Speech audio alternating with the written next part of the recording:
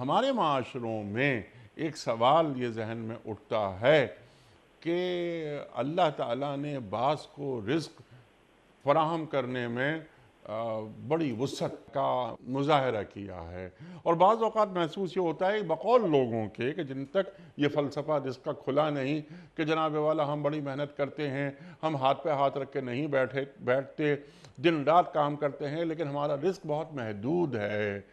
تو رزق کی جو فراہمی ہے، کمی اور بیشی، اس حوالے سے اللہ تعالیٰ کی سنت کیا ہے؟ اور اس کے ساتھ ہی ساتھ میں ایک سوال اس میں اور جوڑ دوں تاکہ آپ بالکل تفصیل سے ہمیں جواب عطا فرما دیجئے کہ اگر کسی شخص کے پاس رزق کی فراوانی ہے تو کیا ایک بندہ اللہ کی تقسیم پر اعتراض کرنے کا مجاز ہے؟ ارشاد۔ انیق بھائی، کوئی بھی شخص بڑا ہو یا چھوٹا، عالم ہو یا عامی، اور کسی بھی منصب اور کسی بھی رتبے کا ہو، کسی بھی فرد کو، کسی بھی مخلوق کو اس کی تو اجازت ہی نہیں ہے، اور نہ ہی وہ اس کا حقدار ہے، اور نہ اس کو یہ زیب ہے، زیب بھی نہیں دیتا کہ وہ اپنے خالق کے کسی عمل پر اعتراض کر سکے اللہ اکبر۔ یا اس پر سوال اٹھا سکے کہ اے میرے خالق اور مالک، تو نے یہ کیوں بنایا ہے؟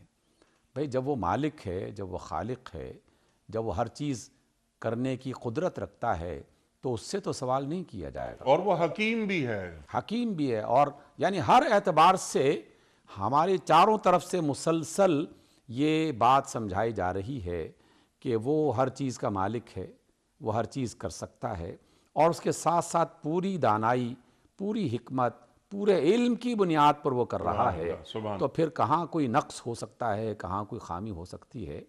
اصل میں ہم بنیادی مقصد کو نظر انداز کر دیتے ہیں، اور وہ بنیادی مقصد قرآن و سنت کی آیات میں اور آپ علیہ السلام کے فرامین میں کئی مقامات پر موجود ہے۔ وہ بنیادی مقصد جیسے ہی اوجھل ہوتا ہے تو ہم اس طرح کی الجھنوں میں مبتلا ہو جاتے ہیں۔ دیکھیے، اللہ رب العزت نے یہ بات کتنے واضح انداز میں فرمائی کہ ہم نے تمہیں اس دنیا میں آزمانے کے لیے، امتحان کے لیے اتارا ہے۔ جب یہ بات بتا دی گئی تو گویا فوراً ہی یہ سمجھا دیا گیا کہ تم نے یہاں ہمیشہ مستقل نہیں رہنا۔